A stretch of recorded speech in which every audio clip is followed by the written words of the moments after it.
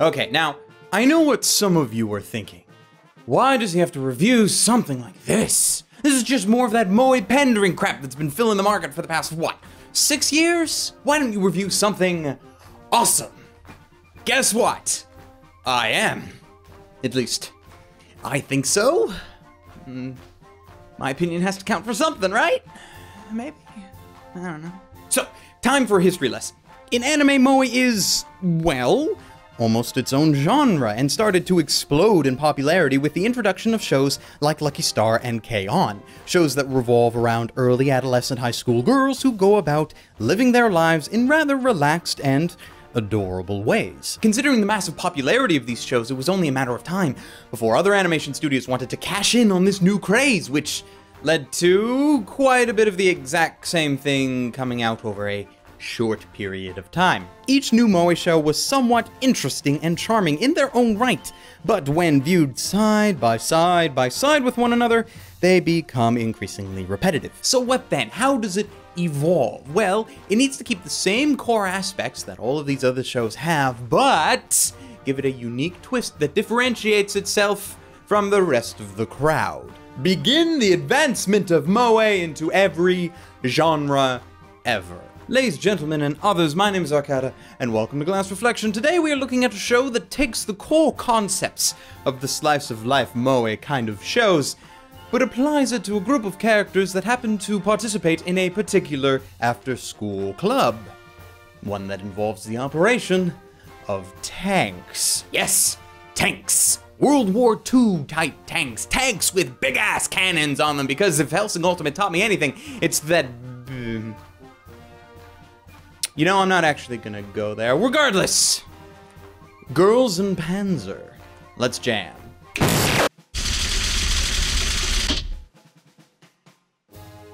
I think one of the things that I like about the setup to the show is that while the characters seem to be following the same traditional motifs as you normally see in the slice of life genre, the actual setting and story appear to be quite different, or at least different enough. It's actually a lot closer to a tournament anime rather than a high school slice of life anime. Because here, in Girls and Panzer, at the school where our story takes place, is the Sencha-do Club. Sencha-do in English roughly translates to tankery. It's where young girls learn the ability to function all aspects of a tank. And then teams from various schools learn the ways of tank combat, and hold many an inter-school tank battle for glory. Of course, then the question becomes, why is it only young girls? Well, thankfully they give some sort of reasoning besides just ignoring the issue entirely. In the world of Girls and Panzer, the culture around Sencha-do is very similar to that of the Japanese tea ceremony. It is believed that those who participate and become extremely proficient at Sencha-do will eventually become ladies of elegance and fine standing. However, there's also this level of martial arts culture in there as well. For example, our main character comes from a family with their own developed way of doing Sencha-do, similar to a family-run martial arts school, but with tanks. So what's this show actually about? Well, quite simply, it takes the themes from a traditional tournament series, as I mentioned, and starts off with a ragtag band of Sencha-do club members who know very little to almost nothing at all about tanks, and through the power of hard work and friendship, learn to become masters of Sencha-do and compete in the International Sencha-do Tournament against other school ships. What's that, you ask? Did I just say ships? Yes. Yes, I did. Because our high school in question exists on the top of a retrofitted aircraft carrier. Apparently, this is a normal thing. Like, how is this not interesting? If this doesn't interest you, I feel like saying that you're sad and I have no desire to speak with you further, but that's kind of being a little harsh. It's still really, really interesting though, seriously, my god.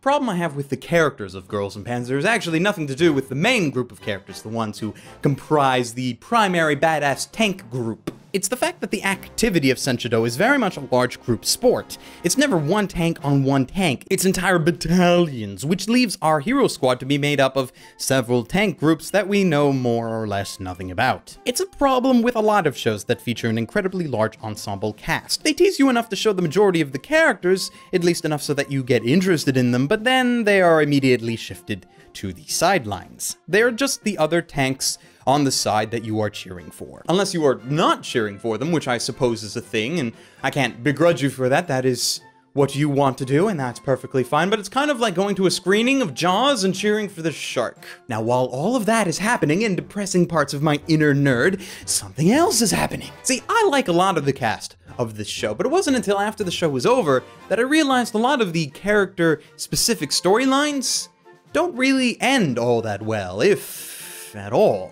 One character, Hana, comes from a family of florists, and is more or less disowned by her mother because she wants to do tankery. And also our main character, Miho, almost gets similarly disowned, but mainly because her family is all about tankery, and they believe her to be complete shite at it. All of those problems, but it's probably because I was too focused on the battles. And because the reality of the show is that the main focus is those battles. At least, I feel it is. Intricate details about the main characters are secondary behind the battles that have them work as a team to strategize against the various enemies that they face. The show has a lot of character generalizing, to be honest, as heck, all the enemy teams that they face are just built-up stereotypes of various countries. The English team drinks tea at every opportunity and is one of the few who fight fairly and with chivalry. The American team is loud, obnoxious, and cheats to win. The Russians rely heavily on the cold of winter to ruin their enemies, and the Germans focus heavily on brute force. It is these tank battles that set this show apart from everything else in the genre, and what makes the show completely enjoyable. They're just fun to watch! Even if, you know, at first glance, the tanks aren't the best animated things you've ever seen.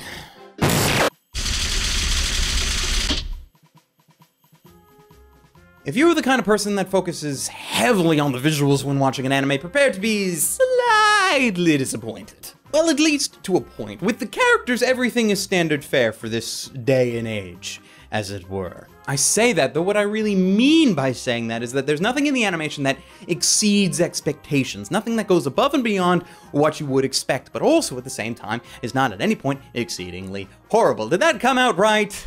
I hope so, because I'm moving on anyway. The sticking point with a lot of people is going to be the tanks, which are rendered entirely in CG. Not the best of CG, mind you, which is why you might be turned off at the onset. What helps a lot, however, is not how the tanks look, but instead how they move. Now, I'm not an expert on tanks, but as far as I could tell, the actual movement of the tanks was entirely realistic, which helps a ton in this whole breaking that realism barrier thing. Now, that is not to say that they were not willing to bend the rules of reality slightly. See example 22A, tank drifting.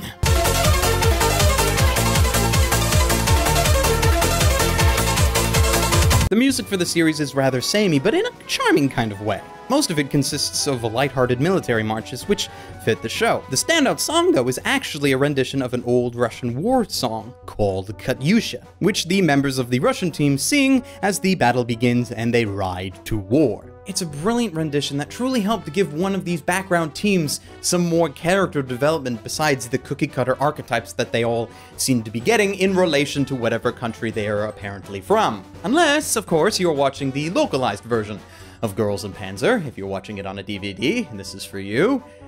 Because if you are watching it in the localized fashion, this beautiful rendition of this wonderful song is replaced by Tetris. No, I am not making this up. For whatever reason, the localization team were unable to secure the rights to a 1938 Russian folk song, so they edited in Korobiniki and removed any trace of the characters actually singing, so it's just them stoically riding into the snow with Tetris music in the background for a few minutes. The world really needs to fix its laws regarding copyright protection and eventual movement into public domain, because this is ridiculous. Now, the dub is exactly what I expected, to be honest, and I might even say that it is worse than what I expected. At the bare minimum, this show is another further example that English voice actresses, either by choice or by design or what have you, cannot pull off the moe-filled voices that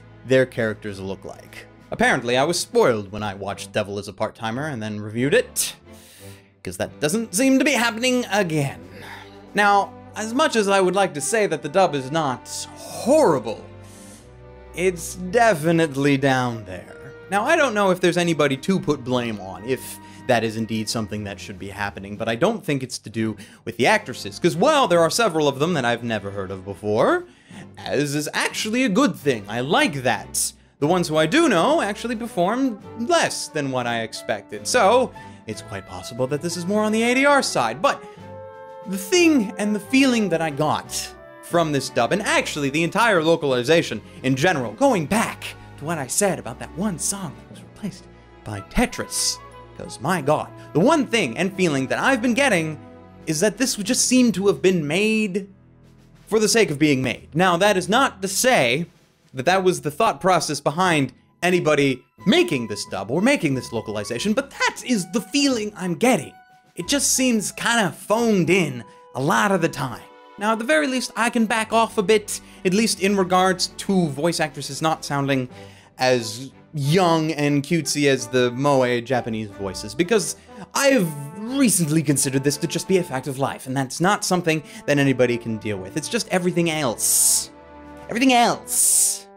that I have a problem with. So I can't just lambaste the whole thing. So the dub is passable, barely.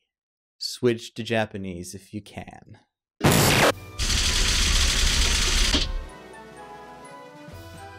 Girls in Panzer is a tournament-style show that, on the one hand, relies heavily on the Miracle Rookie trope, except you have to take that and you have to multiply it among all the main characters, but on the other hand, has this ability to make you really want to cheer for the underdog. Because by all accounts, our main characters should have been knocked out of this tournament basically from the get-go. But not only do they not do so, they also don't win battles by using cheap tricks or relying on immense luck by having their opponents make some serious misstep. There are tactics involved, and this group of girls are able to somehow pull it off in a somewhat believable fashion. Now, granted, the show does take a multitude of characters who have absolutely no experience in the maintenance, driving, or any operation of tanks at all, coupled with tanks themselves that they found rusted and busted in and around their rather large aircraft carrier ship. I feel like saying it's a town, but it is in fact an aircraft carrier, so that's weird. It takes those characters and those crap tanks and somehow combines them to make a winning kick-ass team. A winning kick-ass team that wins against other teams who are more experienced and have better equipment. And not only that, but they're also usually outnumbered to boot. So while there is a certain level of suspension of disbelief that you have to have, for whatever reason, the show makes it really easy to just accept it. Like, for example, on top of all that, the show seems to be using live ammunition, or at least, as far as the show explains, they're using live ammunition, and yet these girls have absolutely no problem just popping their head out of the tank while it drives around and things like that, and nobody really gets seriously injured, and the tanks never explode or anything. It just happens to be like bumper cars with pellets coming out of the cannons or something. Except that when they don't hit tanks, they explode. A lot. Oh, and of course, the show also wants you to believe that there are groups of girls who can spend countless hours in metal boxes, as it were, with absolutely nothing covering their legs, because all they wear are skirts, even in the freezing cold Russian-like weather. Because fan service. So again, the show does push your tolerance for suspension of disbelief. But it also does it while trying to be as historically accurate as possible. The tanks have suspension in their animation, which I thought was amazing, personally. And you know what? This entire show, I just enjoyed the hell out of it. I did. I really did. The entertainment and excitement that I got from watching these tank battles made up for basically every other shortcoming that the show has. Which of course makes me even less likely to go out and watch the show's OVA release, because that's just slice of life with absolutely no tank battle in sight. And to quote a very good friend of mine, I have not had such buyer's remorse than I did with the Girls und Panzer OVA. And I bought a PS4. As such, after carefully considering all aspects of the show and having my thoughts presided over by Japanese girls singing Russian for countless hours on end, has me awarding Girls in Panzer with a recommendation to buy it. It's one of the few gems in the genre that branches out on its own with a truly unique twist, while keeping the same core themes of the moe slice of life phenomenon intact. Now, if you are less moe inclined, then feel free to skip the show altogether, but if you don't, I hope you enjoy it as much as I did. And at the time of this video, Girls und Panzer is available from Sentai Filmworks on DVD. Just be careful if you do plan to buy it, because the case for the main series and the case for the OVAs are extremely similar. And at this time, I don't recommend watching the OVAs unless you are really in love with the main series itself. For those with access to such services, the series is also available on Crunchyroll and Hulu for legal streaming, so you can go and do that thing. As for alternate anime recommendations, I feel the need to mention two shows that heavily feature tanks. On the one side, I heavily recommend Sound of the Sky, which is focused a lot more on the slice of life with less actual tank battles, but is still heavily military themed. But I would also recommend Valkyria Chronicles, which, as you might have guessed, is much more battle focused. Between the two, you should hopefully find something to your liking. And that's it from me. Please subscribe if you enjoy the video. Follow me on Twitter if you feel so inclined. And hey, if you like what I do here and feel like helping out, please go check out my Patreon page. And if you feel it within your heart, also consider donating. Very special thanks to James Champion and Grace Anderson for donating already. You guys are awesome. So until next time, ladies, gentlemen, and, of course, others, stay frosty.